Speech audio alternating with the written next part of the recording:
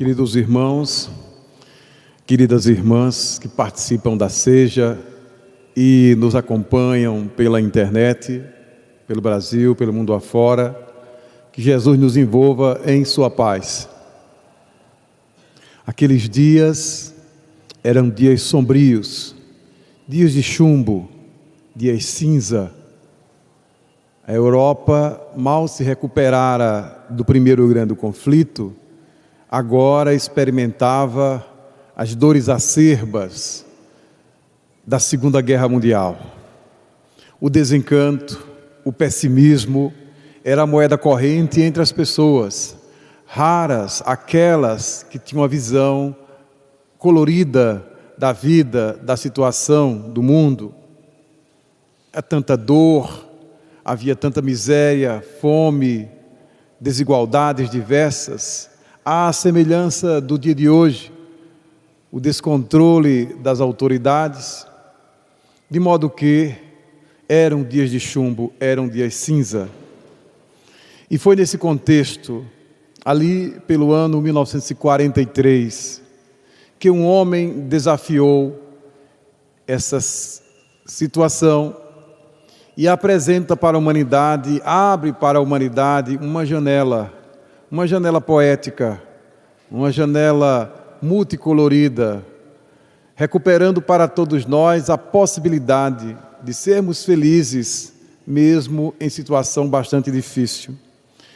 Então este homem escreveu um livro, já tinha escrito outros, mas este livro, que surgiu exatamente na França, em Paris, em 1943, ele tinha um significado especial. O seu autor, à semelhança dos primeiros mártires cristãos e de Allan Kardec, também tinha nascido na cidade de Lyon, chamada capital dos mártires. Aquela Lyon rebelde das primeiras greves operárias, mas também a Lyon, como dizíamos, a Lyon dos primeiros mártires cristãos, como nos descreve o Espírito Emmanuel na obra Ave Cristo, psicografada por Chico Xavier, e ali coloca Lyon como a Lugdunum dos romanos. Então esse homem de Lyon, em Paris, lança essa obra. Mas os livros normalmente são qualificados pelo seu conteúdo, pela beleza das palavras, das imagens que sugerem aos leitores. No entanto, esse livro é de tal magnitude que ele nos encanta desde o prefácio, desde a dedicatória, melhor dizendo.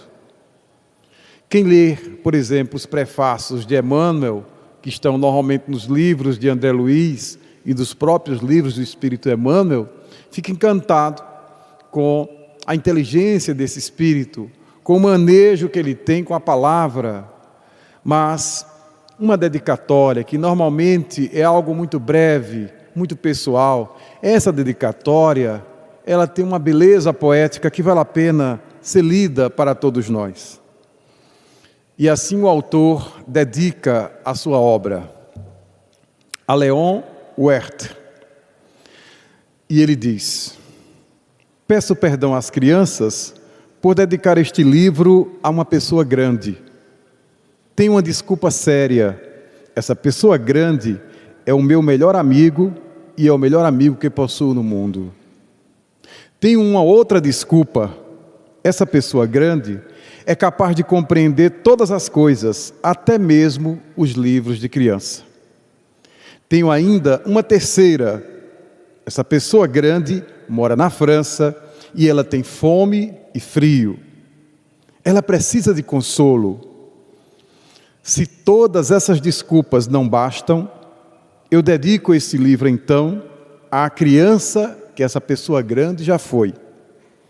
Todas as pessoas grandes foram um dia crianças, mas poucas se lembram disso. Corrijo, portanto, a dedicatória a Léon Werth, quando ele era pequenino. E assina o livro Antoine Saint-Exupéry, aquela obra monumental que se torna conhecida para todos nós, se sucedem as edições em suas aquarelas originais, Le Petit Prince, o Pequeno Príncipe, que encanta as gerações, crianças, adolescentes, adultos, leem esse livro que é objeto muitas vezes de remake no cinema, porque é nessa França difícil, essa França ocupada por forças nazistas, a gloriosa França, que surge uma resistência desse nível. Alguém como que plantando a esperança, o verdor, numa simples obra, uma obra diferente. E pela dedicatória nós percebemos Léon Werth. Léon Werth era um amigo, para ele mesmo dizer, o melhor amigo do escritor Antoine Saint-Exupéry. 22 anos de diferença entre eles, diferenças políticas enormes, porque Léon Werth era de algum modo anarquista e Antoine Saint-Exupéry trabalhava no Aéropostale, era uma pessoa completamente diferente. Mas havia uma profunda afinidade entre essas almas e elas tinham ideais comuns. Aquele discurso anti a guerra, anti o militarismo, aquela busca pela poesia. Por isso, quando Antoine Saint-Exupéry, que na época da Segunda Guerra estava no escritório do Aéropostale em Nova York, sabendo que o seu amigo passava fome e frio na fronteira da França com a Suíça, ele volta para a França e escreve essa obra monumental. Uma obra simples, mas é nessa obra que há um diálogo memorável de dois personagens que encantam as crianças. Essa obra é de tal modo importante que quando termina a Segunda Guerra Mundial e o autor Antoine Saint-Exupéry desapareceu, porque ele fazia parte do correio aéreo, o Aéropostale, o seu amigo Léon Werth disse: agora parece que temos paz, mas a paz sem toinho, ele chamava assim Antoine Saint-Exupéry, que é Antônio Saint-Exupéry. Mas a paz sem toinho não é uma paz completa.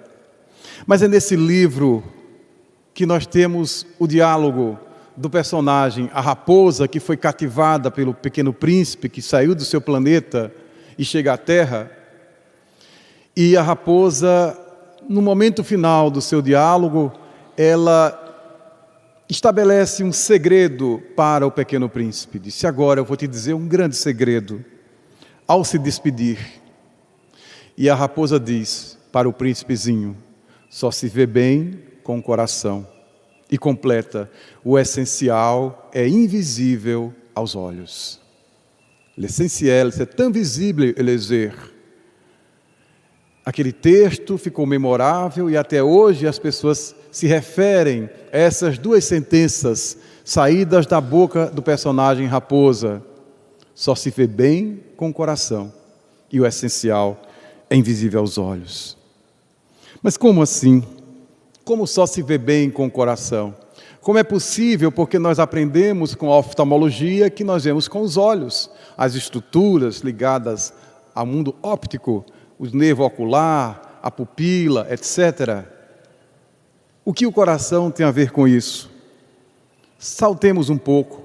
Na mesma década de 40, aqui no Brasil, em Belo Horizonte, Chico Xavier estava na capital mineira e ele precisava entrar com um amigo, estava hospedado esse colega num dos hotéis ali de BH. Chico, para se apoiar, vai subir as escadas e dá o braço para o amigo. Avançam alguns lances e quando chega ao corredor, à sua frente, uma mulher sai de um dos apartamentos, completamente nua.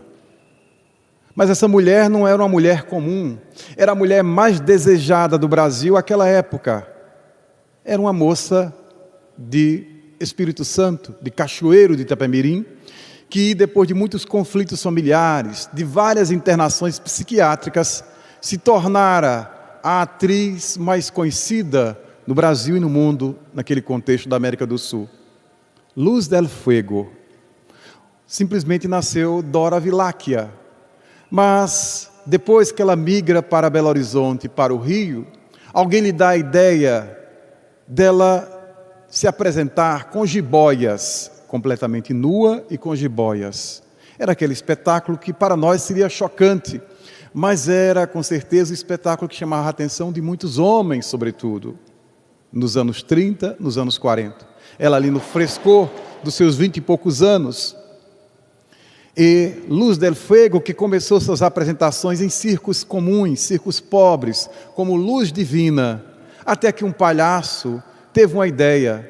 À época saiu um batom carmim muito forte, e o nome do batom era Luz del Fuego, vinha da Argentina. Então alguém disse, por que ter esse nome Luz Divina e não colocar Luz del Fuego? E ela lembrou-se que desde pequena, quando foi para Belo Horizonte, adolescente melhor dizendo, ela passou a ter um fascínio pelas serpentes. Visitou o serpentuário de Belo Horizonte. E esta mulher era a mais cobiçada pelas suas curvas, pelo seu corpo escultural, pelos homens. E ali, diante de Chico Xavier, ela estava completamente nua, na sua postura exibicionista, que o era, como normalmente o são as pessoas que são abusadas. Ela tinha sido abusada pelo próprio cunhado, além de outros tantos abusos. Então, Luz del Fuego caminha em direção a Chico Xavier e a seu amigo. Fica a 2 passos dele, a 2 passos do médium mineiro. O que eles podiam dizer? E da boca de Chico sai a seguinte sentença: minha filha, você não pode ficar assim sem roupa. Está fazendo frio, você pode gripar e pegar uma coqueluche. Ela toma um susto, ela fica chocada. Como assim? Ela disse, engraçado, o Senhor é o primeiro homem que olha para o meu corpo e não o deseja. O primeiro homem a se preocupar com minha saúde. Ela ficou com essa visão para sempre. Porque mesmo depois, continuando aquela arte um tanto perturbada, e sendo assassinada em 67, essa mulher, usando um pseudônimo, vai escrever um dia uma página por Chico Xavier, naturalmente usando um pseudônimo, falando sobre a desobediência, sobre o desamor, sobre o desprestígio que ela teve para com a mãe, e que ela perdeu a oportunidade naquela existência. E aí observamos, se Chico Xavier, diante de uma mulher tão esplendorosa, tem um olhar de pureza, imaginemos Jesus. E Jesus, quando se deparou com a mulher adúltera ou com Maria de Magdala, ele deve ter visto talvez, não aquela moça, mas uma menina, uma criança, nas suas dificuldades ou na sua alegria. Ou mais adiante viu uma santa, alguém completamente redimido, e não aquela mulher atormentada nos seus conflitos sexuais. Porque Jesus, como Chico Xavier, ou Chico como Jesus, via com os olhos do coração. Mas não um coração qualquer, um coração puro. Essa é a grande diferença. Por isso Jesus vai anunciar lá nas 8 bem-aventuranças: bem-aventurados os puros de coração, porque eles verão a Deus. O texto grego diz exatamente isso. Kataroi, puros, purificados, que fizeram a catarse, que fizeram a limpeza, que não tem nenhuma malícia, os puros de coração. Porque na antiguidade, ao tempo de Jesus, se admitia que a sede do pensamento era também a sede do sentimento, era o coração. Nós pensávamos pelo coração. Por isso que Jesus chegou a dizer, onde estiver o teu coração, aí estará o teu tesouro. E quando ele fala pelo pecado, pelo pensamento, ele se refere ao coração mais uma vez. Sempre o coração. Tudo parte do coração. O que há de melhor do ser humano vem do coração. O que há de pior também vem. Então, em O Livro dos Espíritos, nós temos uma questão interessante, que é a questão 10. Quando Allan Kardec pergunta às entidades sábias, pode o homem compreender a natureza íntima de Deus? Esse é um dos maiores desejos dos teólogos, das pessoas mais aplicadas nas ciências da religião. Será que é possível compreender o que é Deus, como Deus pensa, como Deus sente? E os Espíritos respondem: não, falta-lhe ainda um sentido. Exatamente aquele sentido que só vai ser desbloqueado com a pureza. Por isso são bem-aventurados os puros de coração. Portanto, eles verão a Deus. O ato de ver é, na cultura filosófica, uma intuição, uma contemplação. Quando lemos a República de Platão, ele lá faz uma escala, ele faz uma gradação crescente do conhecimento. O conhecimento tem uma expressão mais grosseira, mais enganosa, e vai evoluindo para uma expressão cada vez mais pura, em que há o último estágio, a completa contemplação da verdade. Platão diz que nós começamos pelas imagens, pelas opiniões, que é um conhecimento falso, que é um conhecimento enganoso, e nós avançamos até chegar ao estágio, à medida que purificamos a nossa mente, a nossa alma, chegamos ao estágio da intuição intelectual, da contemplação. Nós estamos diante das próprias ideias. Sócrates, o mestre de Platão, vai fazer um exercício constante com seus discípulos para fazer esse tratamento de purgação, de purificação, de catarse da alma, da mente. Porque quando Sócrates começa a conversar com alguém, ele percebe que aquela alma ela está envolvida de impurezas. A sua mente está comprometida, ela não consegue ver claramente a verdade, porque essas sujidades comprometem a limpidez da imagem. Então Sócrates submete o seu interlocutor, aquele que fala com ele, com uma sequência de perguntas para a pessoa ir se redimindo, ir superando, ir se lavando e deixando a alma cada vez mais pura, pronta para o parto das ideias, para a contemplação da ideia pura que já está nele mesmo. Então aí nós percebemos que quando Jesus diz: bem-aventurados puros de coração, porque verão a Deus, nós podemos interpretar numa linguagem filosófica: bem-aventurados puros de coração, aqueles de sentimento puro, de intenção pura, que não tem nenhuma malícia, esses são capazes de compreender, de conhecer Deus. Enquanto não atingirmos esse grau de pureza, o nosso conhecimento de Deus ainda não é perfeito. Se não vejamos, Jesus vai se referir aos doutores da lei, aos fariseus, aos escribas, aos profissionais da religião, a indivíduos que tinham a vida toda dedicada ao estudo profundo das Escrituras, e ele vai dizer: são cegos conduzindo cegos. Todos vão cair no fosso, vão cair no barranco.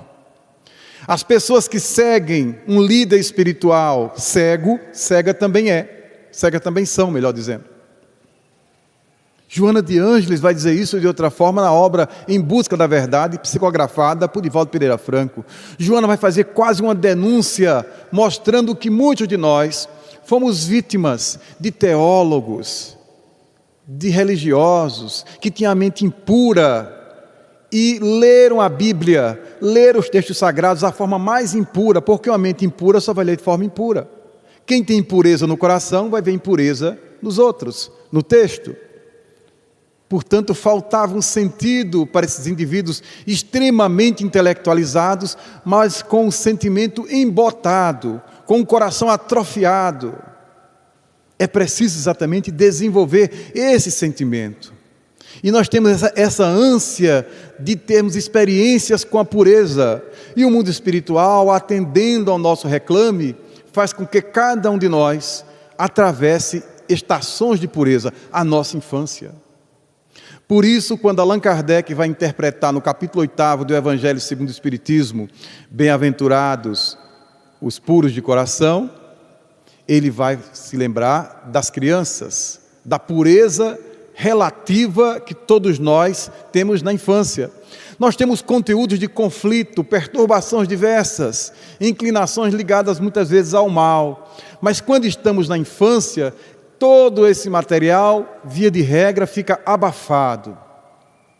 sem poder se expressar. Nós somos mais sensíveis agora às novas expressões, às pessoas que cuidam de nós. Por isso que é desastrosa quando uma criança sofre um abuso, porque é o período em que o espírito tem uma espécie de refresco. Ele precisa de um pouco de paz para recomeçar. E nesse período, se um adulto adoecido, violenta, bolina, abusa uma criança, naturalmente pode comprometer, pode afetar esse estágio tão necessário que o espírito precisa atravessar para recomeçar a sua existência. Ele precisa ter a pureza para, enfim, depois, na vida adulta, a semelhança de Antoine Saint-Exupéry, ter sempre um olhar de criança. Quem lê a obra O Pequeno Príncipe vai perceber isso. Quando ele desenha aquele perfil e apresenta para os adultos, as pessoas dizem assim, mas isso é um chapéu. Ele diz, não, é um elefante, uma jiboia dentro de um elefante. Quem lê o livro sabe disso. Ou assistiu ao filme, é uma jiboia dentro do elefante, porque é uma forma de ler com o coração. Todos nós, diariamente, precisamos de experiências como essa. Um desses dias eu fui me surpreender em sala de aula. Eu observava que tinha uma moça e tinha um senhor, já de cabelos grisalhos, e observava que aquele senhor era extremamente carinhoso com a moça. Eu comecei a pensar, será que existe alguma coisa entre eles? Mas eu observava que a aliança dela não correspondia com a aliança dele. Naquela psicologia de encontrar, as coisas não declaradas. E eu disse, tem alguma coisa entre essas duas pessoas, E um olhar de, será que esse homem tinha alguma má intenção? Que eu percebia que ele acarinhava a moça, uma moça dos 20 anos, ele tinha uns 65, digamos assim, e eu achava aquela cena diferente, os dois na sala de aula. Aí um dia, a moça não veio, e esse senhor veio em minha procura, disse, professor, eu preciso esclarecer uma coisa. Eu fiquei estranho assim, olhe, a minha filha não veio hoje. Aí eu tomei um susto. Era a filha dele. Eu já estava para lá de Bagdá no pensamento. A minha filha não veio hoje. Aí começou a dizer, ela casou-se recentemente, o senhor deve ter percebido, tal, e ela teve dificuldades, não pôde vir hoje. Quando eu chequei na chamada, o sobrenome era o mesmo. Eu disse, está vendo? Hoje eu preciso acertar as contas com o meu coração. Pensei em coisas ruins, em coisa que não existe. As pessoas maliciosas, as pessoas que caluniam, via de regra, elas fazem a leitura a partir das suas próprias perspectivas. E Jesus, percebendo essa inclinação psicológica adoecida, vai dizer que antes a gente procurar um cisco no olho alheio, procuremos tirar a trave do nosso olho. Percebemos a diferença, um cisco é uma coisa mínima, um grão de areia, sei lá, aquela coisa quase imperceptível que afeta o globo ocular, que o faz lacrimejar. E uma trave é uma coisa muito maior do que um cisco. Então, nós não estamos capacitados para tirar o cisco de alguém enquanto não tirarmos a trave do nosso olho. A nossa situação é mais complicada do que aquela pessoa que a gente tenta corrigir e enquadrá-la no nosso olhar. Por isso, a gente às vezes tem dificuldade mesmo de entender Deus, de explicar Deus. É melhor sentir Deus, muito melhor. Aí entra o coração, entra o sentimento. Maurício, o nosso colega que apresenta o programa Café com Luz, na FEB TV, eu acho que vocês devem acompanhar no site da Federação Espírita Brasileira, ele vai dizer uma coisa interessante. Ele declarou certa vez uma coisa que lhe aconteceu. Ele vai dizer que determinada vez ele estava viajando de ônibus e lhe veio uma intuição que era preciso fazer prece, fazer leituras espirituais, e ele não entendeu aquela coisa. Mas como assim fazer prece? Ele disse, não faz sentido, se eu estou viajando, eu vou acompanhar a paisagem, eu vou dormir. E vinha aquele apelo muito forte, faça prece, se entregue a oração, se entregue a oração. Ele disse, eu não tenho nem tanta mediunidade assim, mas era tão intenso aquele apelo que ele resolveu fazer prece. Poucos minutos depois, aquele ônibus sofreu um acidente e capotou várias vezes. Várias vezes, ele dentro. Resultado, por força do golpe, no instante do acidente, 7 pessoas desencarnaram. E ali, junto ao banco dele, havia uma moça, um pouco mais de 20 anos, noiva. Ela morreu. Estava lá o cadáver, inerte, e o noivo dela estava lá, desolado, desesperado, olhou para Maurício e não sabia, gritou e disse: por quê, por quê?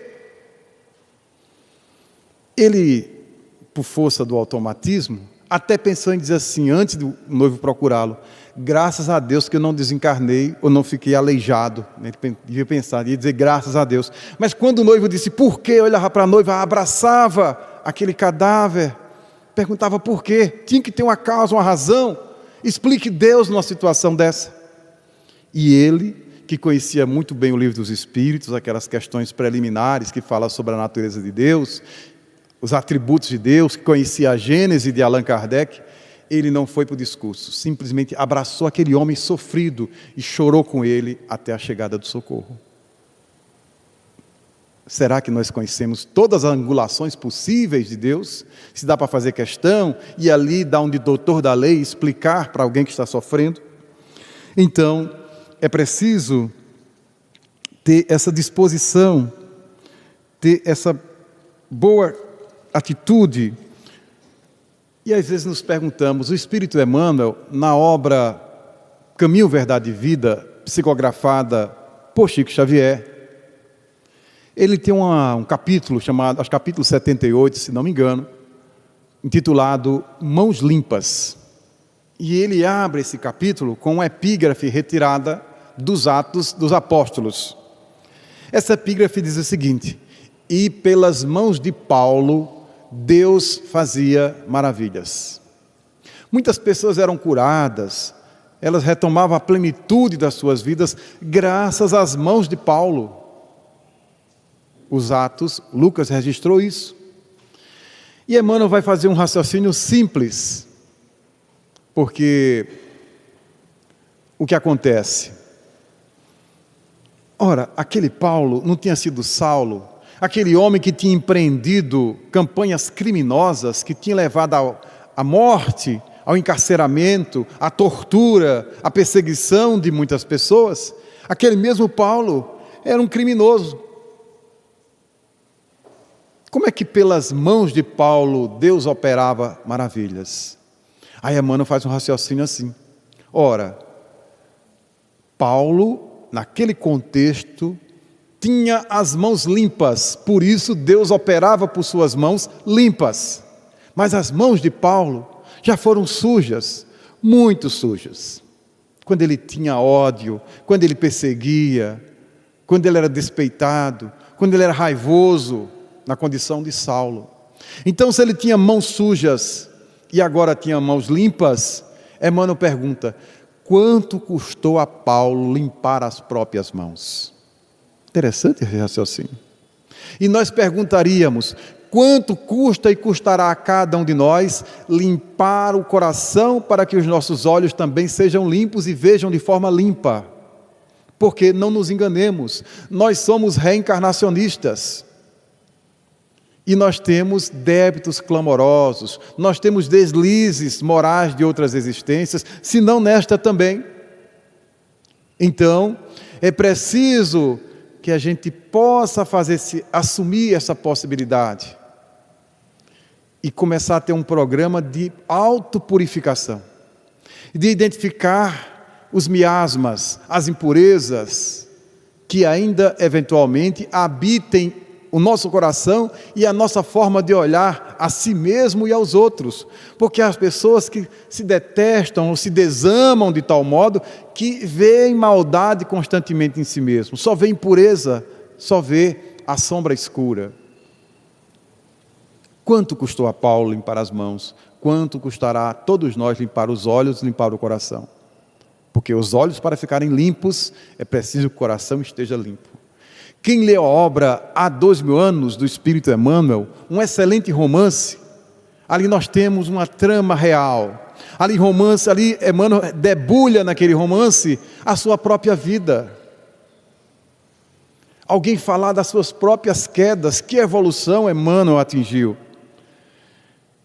E ali nós temos, de um lado, a figura da escrava Ana, da sua esposa Lívia, mas de outro, nós temos mulheres perversas, Fúvia Prócula, a irmã de Cláudia Prócula, que era a esposa de Pilatos. Nós temos Aurélia, a filha de Fúvia, que também é fútil. Nós temos um Sulpício Tarquínios, que ali tem um momento em que Lívia, a esposa do senador Públio Lentulus, está numa conversa com Pôncio Pilatos. Mas Sulpício Tarquínios é um homem de aventuras inconfessáveis. Fúvia, embora casada com um pretor romano, com Sálvio, essa mesma Fúvia, ela é amante de Sulpício Tarquínio, e ela tem outros muitos amantes naquela Roma depravada do primeiro século. Então, essas duas criaturas que viviam das aventuras mais perturbadas, quando veio aquela mulher junto de Pôncio Pilatos, que já tinha um currículo também de aventuras sexuais perigosas, está vendo? Virou amante dele. Com certeza estão combinando ali alguma coisa. Olha só a depravada. E começaram a ver as cenas mais perturbadoras quando Lívia era a própria pureza. Essa observação imprecisa, depravada, deformada, corrompida, foi a base para uma calúnia. Fúvia e Sulpício Tarquínios vão dizer ao esposo de Lívia: olha, sua esposa está prevaricando, sua esposa está ali traindo com Pôncio Pilatos. E desde aquele dia, aquele casamento que era feliz, entrou em crise. 25 anos de crise num casamento por força de um olhar torto, de uma calúnia. Por isso, é sempre delicado esse olhar, tanto cheio de depravação, de sujidade, de impureza. É preciso, efetivamente, cada um olhar, mas não se dá o direito de se achar o dono da verdade. E ainda há os presunçosos que acham que o que Deus pensa, o que Deus é. O Sermão do Monte é esse texto de situações em que a pureza é conclamada em diversos momentos. Jesus vai sempre propor a simplicidade, a pureza de coração. E vai dizer que a verdadeira pureza são as mãos lavadas. E quando trata dos escândalos, ele vai dizer: se o vosso olho é motivo de escândalo, arranca-o e lança-o fora. Naturalmente, Jesus não está pedindo ninguém para fazer uma violência ao seu corpo. É uma expressão literária, é uma hipérbole. Jesus está propondo que, ao invés de usarmos o olho mau, preferível é que a gente não faça uso dele. Como acontece, por exemplo, na última mensagem, na última sessão desse capítulo 8º do Evangelho segundo o Espiritismo, quando se coloca que bem-aventurados que têm os olhos fechados. O cura d'Arnes dá uma comunicação que uma moça cega, alguém faz uma evocação e pede para que o espírito cura d'Arnes, que se notabilizou na França por ter curado muitas pessoas, viesse em socorro daquela deficiente visual e a curasse. E ele percebeu que aquela cegueira era uma estratégia da vida, era pedagógica, era conveniente. Aquela limitação era a salvação daquela moça. Por isso ele disse: bem-aventurados os que têm os olhos fechados. Às vezes o espírito, ele faz tão mau uso da visão e passa a ter tanta dificuldade que se submete a uma reencarnação difícil, que é a reencarnação com a cegueira. Essa cegueira deve ter alguma razão de ser. Como aconteceu, por exemplo, na obra Memórias de um Suicida, do escritor português Camilo Castelo Branco, que assina lá com o pseudônimo Camilo Cândido Botelho. Esse era um homem que tinha muita malícia no olhar.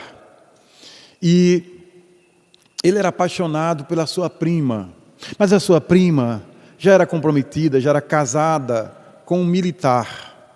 E ele não suportava ver sua prima tão linda ao lado daquele homem que parecia tão insosso. E ele, poderoso, disse: não, essa prima há de ser a minha amante a qualquer preço. E um dia, com o seu poder, ele sequestra o marido da prima e o coloca num cárcere privado. E vai incomodá-la e dizer assim: eu vou condicionar, só libero o seu marido se você se entregar nos meus braços. E vai chantagear. E a moça resiste, até que um momento ela, pensando nas torturas que o marido está sofrendo, ela termina cedendo para aquele homem tão malicioso. Depois de uma noite de sensualidade, ele disse: agora eu vou entregar o seu marido. Mas ele era tão perverso que devolveu o marido para sua prima com os olhos perfurados, sem nenhuma necessidade. Voltou cego para casa, o pobre moço, o pobre militar. Naquela vida, Camilo Castelo Branco parecia ser um homem poderoso, e a vida se encerra ali.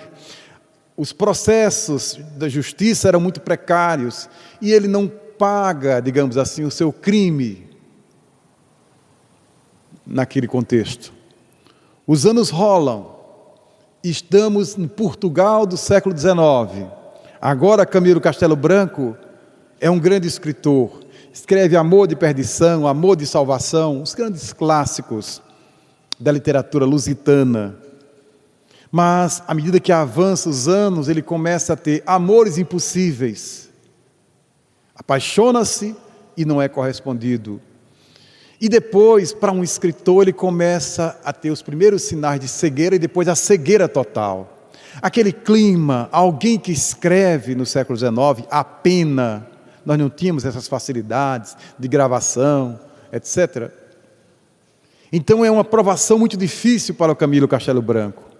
E num dia, ele, totalmente perturbado, recusando aquela cegueira, ele dá um tiro contra as próprias têmporas.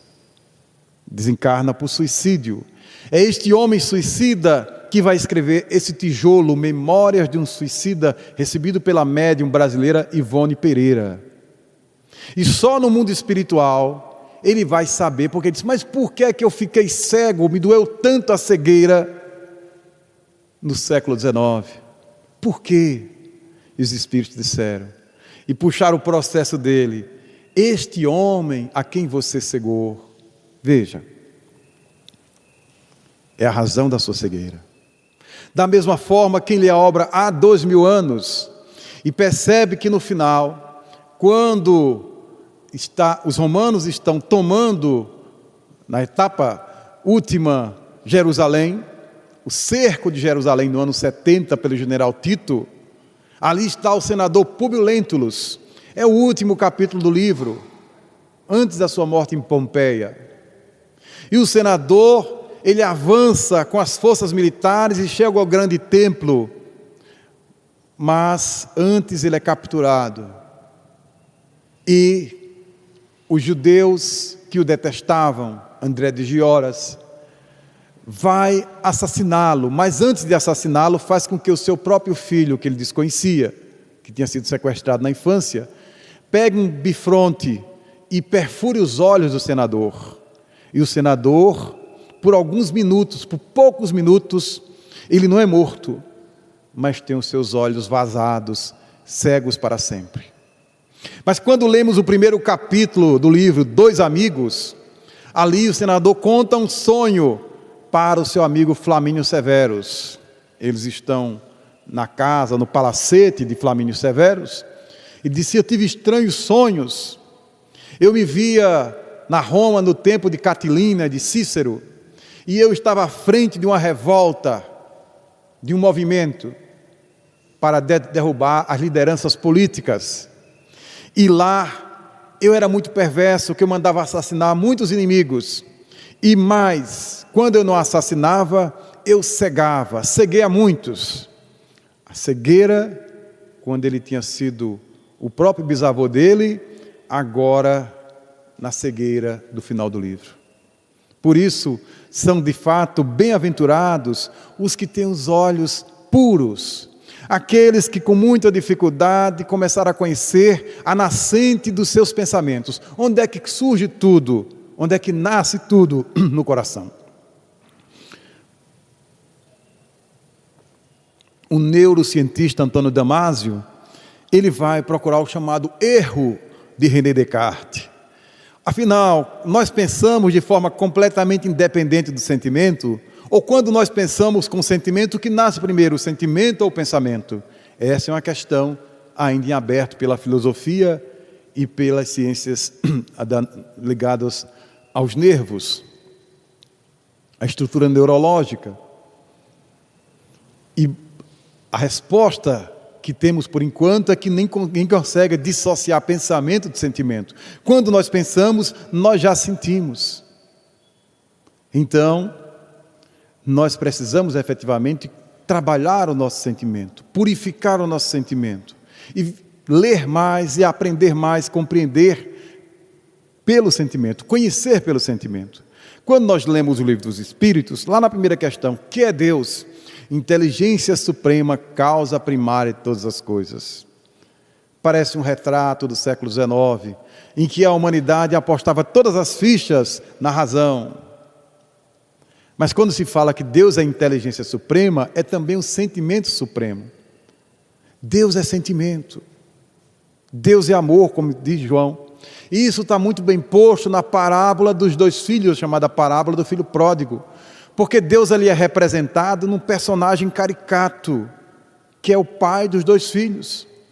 O filho pródigo, desejando se entregar às suas aventuras, pede a parte da sua herança, vai, gasta tudo com os amigos, com as mulheres de má vida, depois passa fome, e quando faz o caminho de volta para pedir perdão ao pai, diz a narrativa de Jesus, que não é um moço que se alegra tanto e que corre em direção ao pai. É o pai que, avistando de longe o seu filho rebelde, o seu filho ingrato, ele corre, mesmo velho, ele corre, abraça o seu filho e o beija repetidas vezes e toma providências diversas para que a seu filho seja devolvida a dignidade da família. Põe sandálias nesse menino, põe um anel e manda matar um cabrito. Teremos festa. Assim é Deus. Deus, antes mesmo de nós nos sensibilizarmos, Deus já nos ama, já nos acolhe, já nos compreende, à semelhança do pai na parábola do filho pródigo. Portanto, se nós somos criados à imagem e semelhança de Deus, na expressão do Gênesis, é preciso que a gente possa investir mais no nosso sentimento e num programa sério de purificação da própria alma, de purificação do pensamento, porque assim alcançaremos a condição prometida por Jesus, da condição de bem-aventurados, de felizes, porque não tendo conteúdos perversos, não tendo inquietação no nosso coração, tendo apenas reservas de paz, de pureza, de candura, nós leremos as coisas da melhor forma, nós contemplaremos as pessoas observando os melhores ângulos de cada um, como Jesus o fez, como dizíamos, com Maria de Magdala e com as mulheres ditas adúlteras de seu tempo. Naquele dia em que Jesus foi convocado para funcionar a conta de juiz, aqueles homens em torno daquela mulher disseram: mestre, encontramos essa mulher em flagrante adultério, e a lei é muito clara, essas tais devem ser apedrejadas. Tu, o que dizes? Esse era o olhar deles. Assim eles tinham a visão de Deus, porque aqueles homens na nossa cidade judaica não eram ateus, eram possivelmente pessoas muito afinadas no discurso religioso, mas eram intelectuais, que achavam que conhecia Deus, mas não tinha a pureza de coração, que é uma grande marca de Deus, que é o amor. E Jesus, abrindo uma angulação diferente, vai propor algo que incomoda aqueles homens todos. Aquele que estiver sem pecado, sem culpa, sem mágoa, sem mancha no seu coração, esse está autorizado a começar o apedrejamento. Naturalmente, diante da energia de Jesus, a sua autoridade moral, eles fizeram imediatamente um exercício, penetraram nas próprias almas e viram que era tudo podridão, usando a expressão de Jesus, quando, no outro momento, vai se referir aos fariseus, que eram sepulcros caiados por fora e cheios de podridão por dentro. Eles eram podridão e possivelmente eles estavam naquele exercício psicológico da projeção. Eles não conseguiam dar conta dos seus conflitos sexuais, das suas depravações, e apenas viam depravação na mulher adúltera. Aquela mulher, uma espécie de mata-borrão. Jesus, como excelente psicólogo, lança essa questão e desarma a todos eles. Mas como ele era amor, ele via amor naquela pobre mulher. Mulher, onde estão aqueles que queriam te condenar? Todos se foram, Senhor, pois nem eu te condeno. Vais e não tornes a errar. Percebamos a beleza dessa sentença, porque Jesus não é um ingênuo. Ele percebe que aquela mulher tem um desvio, tem uma inquietação. Ela cometeu um pecado, uma hamartia, errou o alvo. Vais e não tornes a pecar. Você já pecou. Mas ele agora estava fazendo uma promoção. Ele estava vendo nela o que ela tinha de melhor. E não tornes, mostrando que ela tinha perfeita capacidade de autorredenção. Os seus conteúdos luminosos eram muito maiores do que a sua própria queda, como todos nós. Então, a postura da condenação, da malícia, da calúnia, é simples, é fácil, é imediata, não exige muita elaboração. Mas a postura de quem vai mais fundo, de quem conhece outros conteúdos, de quem quer promover o outro, como fez Jesus, para tal, é preciso ter reservas de pureza no próprio coração. Porque quando essas reservas de pureza estão presentes, aí nós temos um olhar de menino e voltamos àquilo que Antoine Saint-Exupéry coloca nos seus personagens. Quando a raposa, ao se despedir do pequeno príncipe, vai dizer: o último segredo só se vê bem com o coração. O essencial é invisível aos olhos. A bondade, a paz das pessoas, a sua vontade, a vontade de crescer de cada um, de superar as dificuldades, é invisível aos olhos dos perversos, dos endurecidos, dos que têm trava no olhar. É preciso mobilizar o que temos melhor na nossa alma. Aí os nossos olhos puros haverão de ver também pureza nos outros. Só quem tem reservas de pureza é capaz de identificar também pureza nos outros. É um grande desafio para todos nós. Por isso, quando Jesus anuncia: bem-aventurados os puros de coração, porque eles verão a Deus, ele ali estabelece uma grande verdade filosófica, já comprovada anteriormente, como dizíamos por Platão. O conhecimento mais puro é o da contemplação, que já não tem mais nenhum engano, nenhuma ilusão. Não é o conhecimento da opinião, o conhecimento precário. É o conhecimento perfeito, aquela contemplação das ideias. Verão a Deus, quer dizer, conhecerão Deus, porque tem um coração puro, e para tal se assemelharão, como lembra Allan Kardec, às crianças. As crianças que, exatamente por terem abafadas as suas más tendências de outras vidas, espíritos, são capazes de ver com pureza, com ingenuidade, todas as cenas. Roberto Carlos, por exemplo, Roberto e Erasmo Carlos, notabilizaram isso em uma das suas canções, O Divã, quando ele diz que a mãe dele lembrava, na partida para o futuro, que ele ainda era puro. Esse menino ainda é puro, ele não tem malícia, né? Ele não tem maldade, né? Muitas vezes o adulto fica até sem roupa diante da criança, porque a criança fica alheia àquela situação. Então, do mesmo modo, o Milton Nascimento e Fernando Brant vão cantar isso em Bola de Meia, Bola de Gudo. Há um menino, há um moleque morando dentro do meu coração. Toda vez que o adulto balança, ele vem para me dar a mão. Quando nós nos entregarmos, em algum momento, ao império do adulto malicioso, é preciso chamar com certa urgência a criança interior, a criança pura, a criança que o Evangelho fala. E ela efetivamente permitir que o seu olhar determine a melhor visão de tudo e de todos. Vivemos dias cinzas, melhor dizendo. Vivemos dias de chumbo, como colocavas no início. Mas foi exatamente nesse contexto que um adulto, mas de coração de criança, contou essa história que até hoje alivia as nossas almas, O Pequeno Príncipe. É preciso ver o essencial e é preciso ver com o coração. Que Jesus nos ampare hoje e sempre.